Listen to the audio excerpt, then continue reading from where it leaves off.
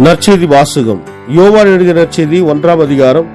ஆண்டவரின் உயிருள்ள வார்த்தைகள் 19 28 முடிய.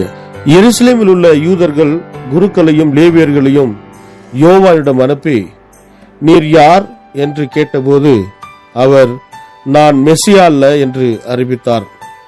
இதை அவர் வெளிப்படையாக கூறி மறுக்காமல் ஒப்புக்கொண்டார். அப்போது, அப்படியானால் நீர் யார்? நீர் எலியாவா என்று அவர்கள் கேட்க, அவர் நான் அல்ல என்றார்.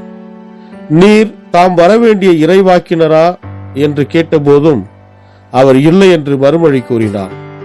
அவர்கள் அவரிடம், நீர் யார்? எங்களை அனுப்பியவரிடம் நாங்கள் மறுமொழி சொல்லியாக வேண்டும். எனவே உம்மை பற்றி என்ன சொல்கிறீர் என்று கேட்டார்கள். அதற்கு அவர், ஆண்டவருக்காக வழியை செம்மையாக்குங்கள் என பாலை நிலத்தில் குரல் ஒன்று கேட்கிறது என்று இறைவாக்கினர் எசாயா உரைத்தது என்னை பற்றியே என்றார். பரிசேயரால் அனுப்பப்பட்ட அவர்கள் அவரிடம், நீர் மெசியாவோ எலியாவோ வரவேண்டிய இறைவாக்கினரோ அல்லவென்றால் ஏன் திருமுழுக்கு கொடுக்கிறீர் என்று கேட்டார்கள். யோவான் அவர்களிடம், நான் தண்ணீரால் திருமுழுக்கு கொடுக்கிறேன். நீங்கள் அறியாத ஒருவர் உங்களிடையே நிற்கிறார். அவர் எனக்கு பின் வருபவர். அவருடைய மிதியடி வாரை அவிழ்க்க கூட எனக்கு தகுதியில்லை என்றார். இவையாவும் யோர்தான் ஆற்றுக்கு அக்கறையில் உள்ள பெத்தானியாவில் நிகழ்ந்தன. அங்குதான் யோவான் திருமுழுக்கு கொடுத்துக் கொண்டிருந்தார். இது வாழ்வுதரும் கிறிஸ்துவின் நற்செய்தி. கிறிஸ்துவே உமக்கு புகழ். ಯೋಹಾನ ಅಧ್ಯಾಯ 1 ವಚನ 19 28 ನೀನು ಯಾರು ಎಂದು ಯೋಹಾನನು ಕೇಳುವುದಕ್ಕಾಗಿ ಜೆರುಸಲೇಮಿನ ಯೆಹೂದ್ಯರು ಯೋಹಾನನ ಬಳಿಗೆ ಕೆಲವು ಯಾಜಕರನ್ನು ಮತ್ತು ಲೇವಿಯರನ್ನು ಕಳುಹಿಸಿದರು. ಯೋಹಾನನು ಮರೆಮಾಚದೆ, ನಾನು ಕ್ರಿಸ್ತನಲ್ಲ ಎಂದು ಹೇಳಿದನು. ಯೆಹೂದ್ಯರು ಯೋಹಾನನಿಗೆ, ಹಾಗಾದರೆ ನೀನು ಯಾರು? ನೀನು ಎಲಿಯನೋ ಎಂದು ಕೇಳಿದರು. ಅವನು, ಇಲ್ಲ, ನಾನು ಎಲಿಯನಲ್ಲ ಎಂದು ಉತ್ತರಿಸಿದನು. ಯೆಹೂದ್ಯರು, ನೀನು ಪ್ರವಾದಿಯೋ ಎಂದು ಕೇಳಿದರು. ಯೋಹಾನನು, ಇಲ್ಲ, ನಾನು ಪ್ರವಾದಿಯಲ್ಲ ಎಂದು ಉತ್ತರ ಕೊಟ್ಟನು. ಆಗ ಯೆಹೂದ್ಯರು, ನಮಗೆ ಹೇಳು, ನಮ್ಮನ್ನು ಕಳುಹಿಸಿದವರಿಗೆ ನಾವು ತಿಳಿಸಬೇಕಾಗಿದೆ. ನಿನ್ನ ಬಗ್ಗೆ ನೀನು ಏನು ಹೇಳುವೆ ಎಂದು ಕೇಳಿದರು.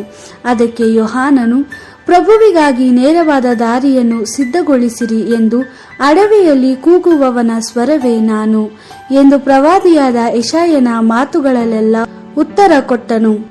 ಕಳುಹಿಸಲ್ಪಟ್ಟಿದ್ದವರಲ್ಲಿ ಕೆಲವು ಮಂದಿ ಫರಿಸಾಯರೂ ಇದ್ದರು. ಅವರು ಅವನಿಗೆ, ನೀನು ನಿನ್ನ ಬಗ್ಗೆ ನಾನು ಕ್ರಿಸ್ತನಲ್ಲ, ಎಲಿಯನೂ ಅಲ್ಲ, ಪ್ರವಾದಿಯೂ ಅಲ್ಲ ಎಂದು ಹೇಳುತ್ತಿರುವೆ. ಹಾಗಾದರೆ ನೀನು ಜನರಿಗೆ ಏಕೆ ದೀಕ್ಷಾಸ್ನಾನ ಮಾಡಿಸುವೆ ಎಂದು ಕೇಳಿದರು. ಯೋಹಾನನು, ನಾನು ಜನರಿಗೆ ನೀರಿನಿಂದ ದೀಕ್ಷಾಸ್ನಾನ ಮಾಡಿಸುವೆನು. ಆದರೆ ನಿಮಗೆ ಗೊತ್ತಿಲ್ಲದ ಒಬ್ಬನು ಇದ್ದಾನೆ, ನನ್ನ ನಂತರ ಬರುವವನು ಆತನೇ. ಆತನ ಪಾದರಕ್ಷೆಗಳನ್ನು ಬಿಚ್ಚುವುದಕ್ಕೂ ನಾನು ಯೋಗ್ಯನಲ್ಲ ಎಂದು ಹೇಳಿದನು. ಜೋರ್ಡನ್ ನದಿಯ ಆಚೆದಡದಲ್ಲಿದ್ದ ಬೆತಾನಿ ಎಂಬ ಊರಲ್ಲಿ ಈ ಸಂಗತಿಗಳೆಲ್ಲ ನಡೆದವು. ಯೋಹಾನನು ಜನರಿಗೆ ದೀಕ್ಷಾಸ್ನಾನ ಮಾಡಿಸುತ್ತಿದ್ದದ್ದು ಇಲ್ಲಿಯೇ. ದೇವರ ವಾಕ್ಯವಿದು. ದೇವರಿಗೆ ಕೃತಜ್ಞತೆ ಸಲ್ಲಲಿ. Gospel according to John chapter 1 verse 19 to 28. This was the testimony of John when the Jews sent priests and Levites from Jerusalem to ask him, who are you? John acknowledged the truth and did not deny it. He said, I am not the Messiah. And they asked him, then who are you? Elijah? He answered, I am not. They said, are you the prophet? And he answered, no. Then they said to them, tell us who you are so that we can give some answer to those who sent us. What do you say about yourself? And John said, quoting the prophet Isaiah, I am the voice of one crying out in the wilderness, make straight the way of the Lord. Now these persons had been sent by the Pharisees, and they put a further question to John. Then why are you baptizing if you are not the Messiah or Elijah or the prophet? John answered, I baptize you with water, but among you stands one whom you do not know. Although he comes after me, I am not worthy to untie the strap of his sandals. This happened in Bethany beyond the Jordan, where John was baptizing. The Gospel of the Lord. Praise to you, Lord Jesus Christ.